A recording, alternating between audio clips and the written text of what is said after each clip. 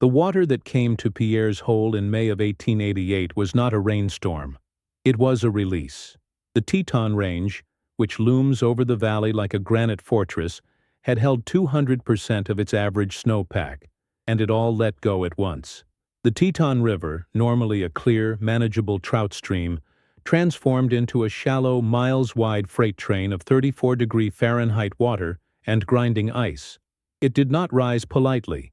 It simply spread, turning the entire valley floor into a single, churning lake. Inside Eamon Quinn's cabin, built thick and low to the ground as tradition dictated, the water was 40 inches deep. His wife, Martha, sat on the dining table, her feet drawn up, shivering in the damp, tomb-like air.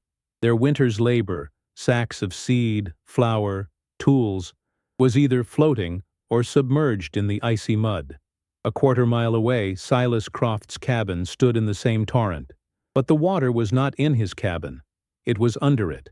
Croft sat on his small porch, smoking his pipe, the brown, roiling water rushing 5 feet beneath his boots.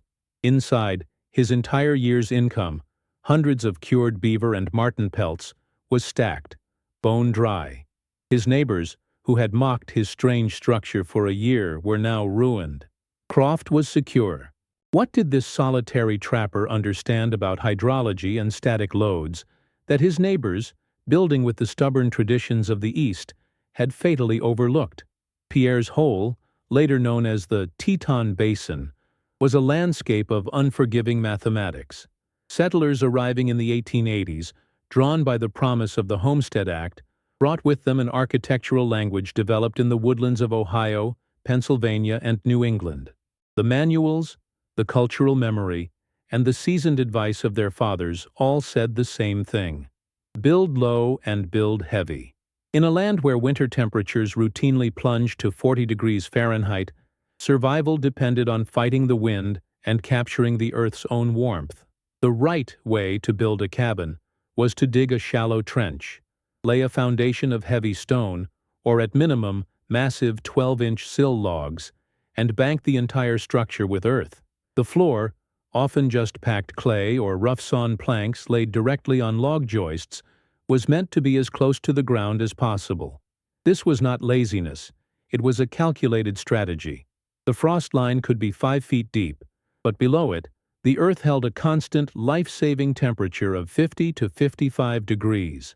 A cabin coupled to the ground was a cabin that required less firewood, a cabin where the potatoes in the root cellar wouldn't freeze, a cabin that felt like a fortress. Eamon Quinn, a proud man who had farmed in Illinois, followed this doctrine to the letter.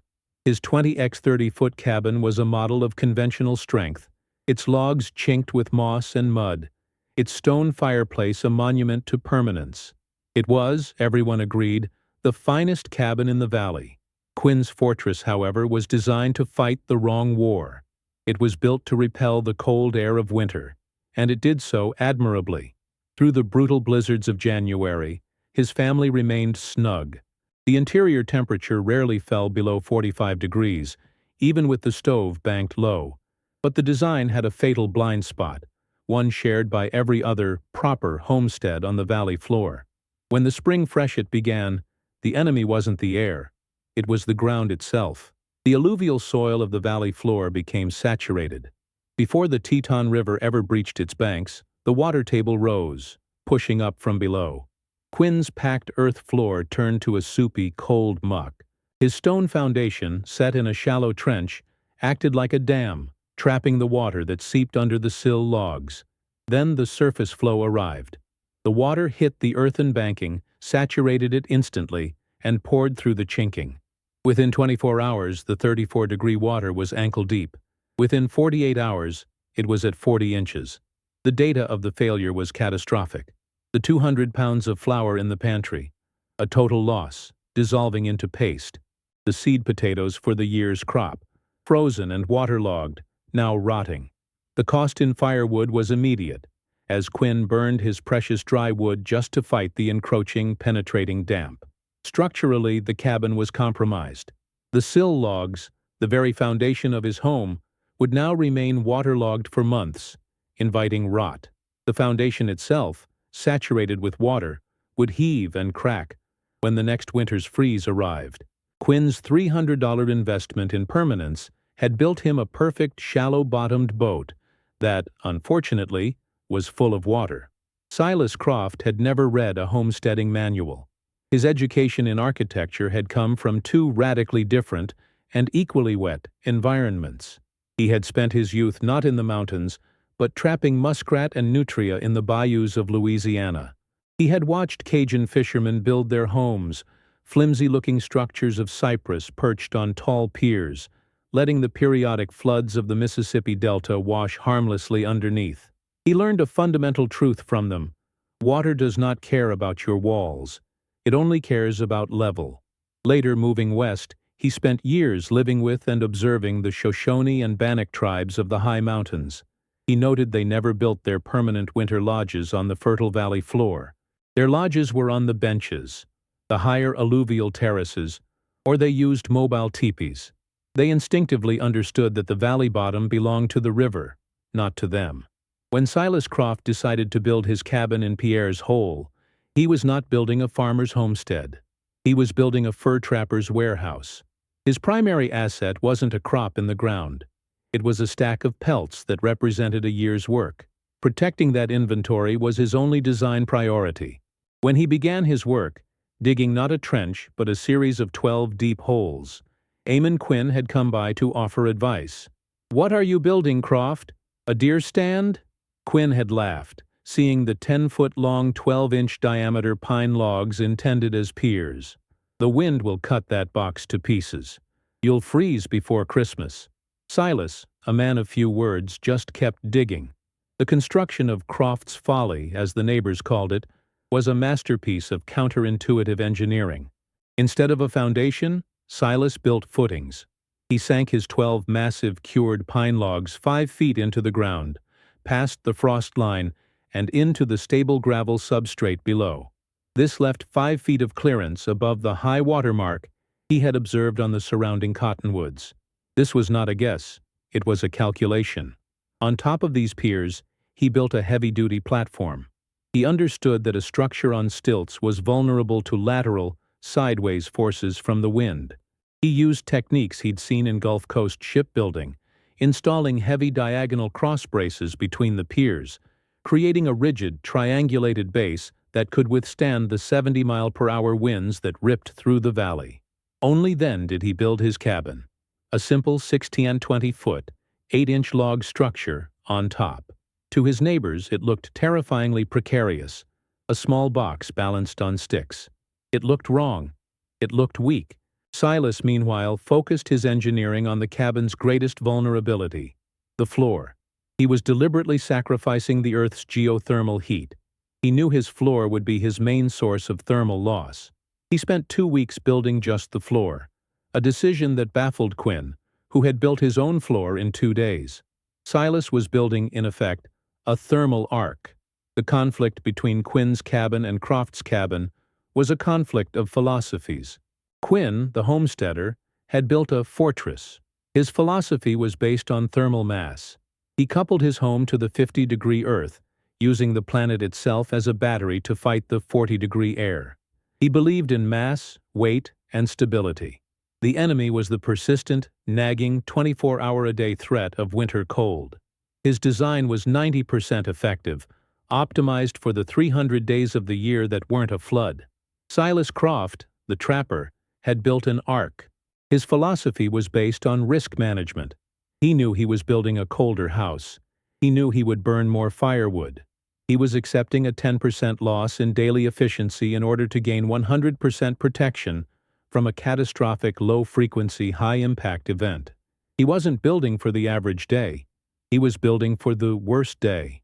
Quinn's logic was, "You're building a radiator, Croft. You'll burn 20 cords of wood heating that box just to keep your feet from freezing."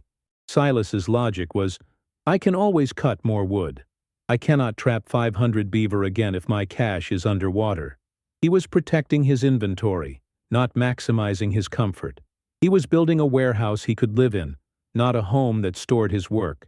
The first test of the two systems came not from water, but from cold. In January of 1888, A fur factor from St. Louis named Mr. Abernathy made his rounds. Abernathy was not an engineer, but he was a man of ledgers and precise instrumentation, and he carried a calibrated thermometer. He visited Quinn's cabin first.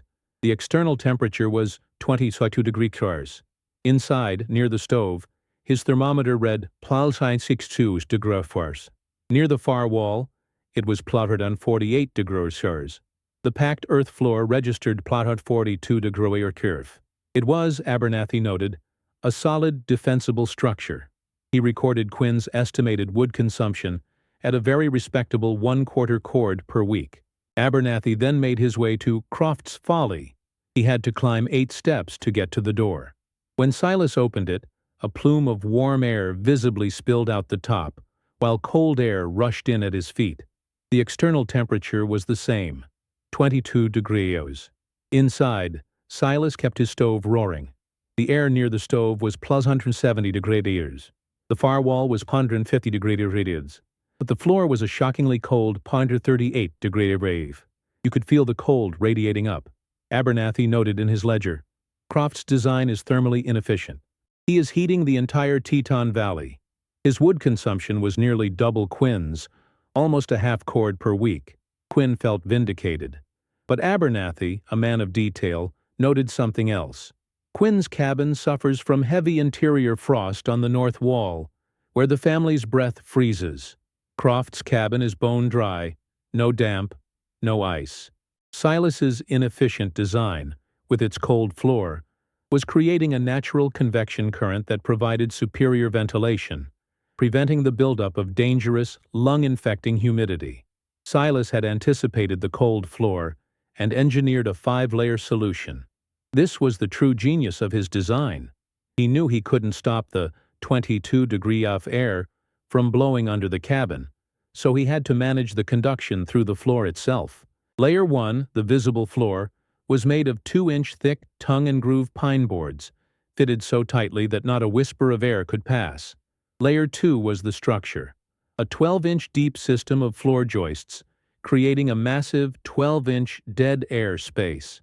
This space was his real insulation. Layer 3 was the insulation itself. This is where he used his trapper's knowledge. He packed this 12-inch gap not with sawdust, which would hold moisture, or earth, which was too heavy, but with cured buffalo grass and, brilliantly, thousands of waste pelts. These were muskrat and rabbit skins that were damaged, poorly trapped, or commercially worthless. This fur insulation provided an incredible R-value, trapping air in its hollow fibers. Layer 4 was a 1-inch thick, rough-sawn pine subfloor below the joists, sealing the insulation in.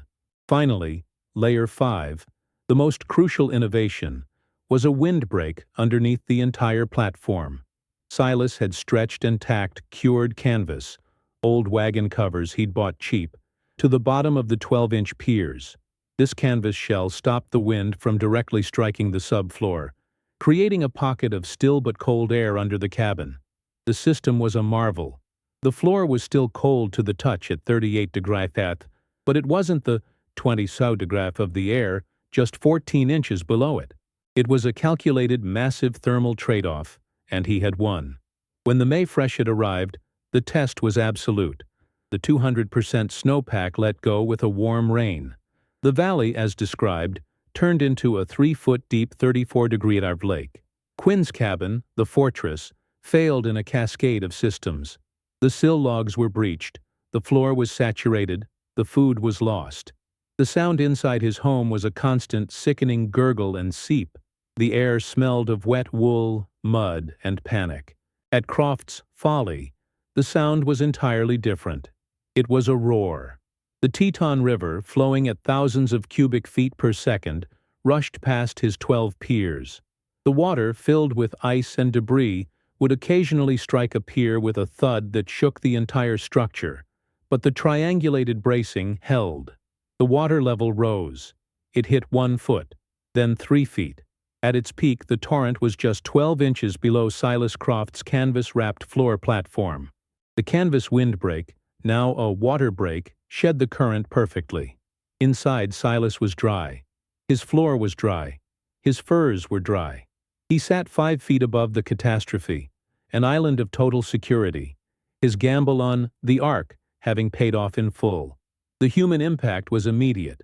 On the second day of the flood, Eamon Quinn, his face a mask of defeat, pulled a makeshift raft, his front door, ripped from its water-warped hinges, over to Croft's cabin. He looked up at Silas, who was standing on his dry porch. "Croft!" Quinn shouted over the roar of the water. "My Martha! She's sick. The children are on the table. The water. It's taken everything." Silas said nothing. He simply unhooked his steps, which he'd pulled up to avoid floating debris, and lowered them. For the next 8 days, Croft's 16-20-foot cabin housed 7 people: Silas, Eamon, Martha, and their 3 children. The cabin, designed as a warehouse, became a refugee center. It was Martha Quinn who took operational charge. Grateful for the dryness but terrified of the height and the shaking, she ran the small space with iron discipline. All wet clothes, from Quinn's desperate forays to his ruined home, stayed on the porch. A line was drawn inside the door: dry on one side, porch on the other. The extra human bodies generated heat and, more dangerously, humidity.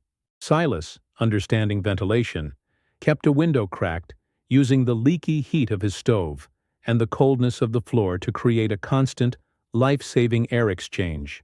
The Folly had become the only functioning piece of architecture in the lower valley. When the floodwaters finally receded in June, they left behind a swamp of gray mud, ruined possessions, and broken dreams. Mr. Abernathy, the fur factor, finally arrived, having been delayed by the washed-out trails. He went to Quinn's cabin first. The smell of mildew and rot hit him from 100 yards.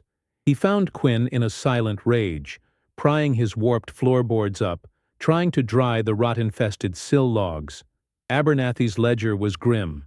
Cabin, structural failure. Inventory, total loss. Estimated damage, $400. Farmer is bankrupt. He then rode to Croft's. He climbed the 8 muddy steps. Inside, Silas was calmly baling his furs. They were pristine, dry, and perfect. The cabin smelled of pine and cured leather. Abernathy's entry was simple: cabin, undamaged. Inventory, 100% secure, ready for transport. Total value, $2,500. The statistics were brutal. Of the 5 homesteads on the valley floor, the 4 conventional ones suffered an average of 80% loss of stored goods and catastrophic structural damage.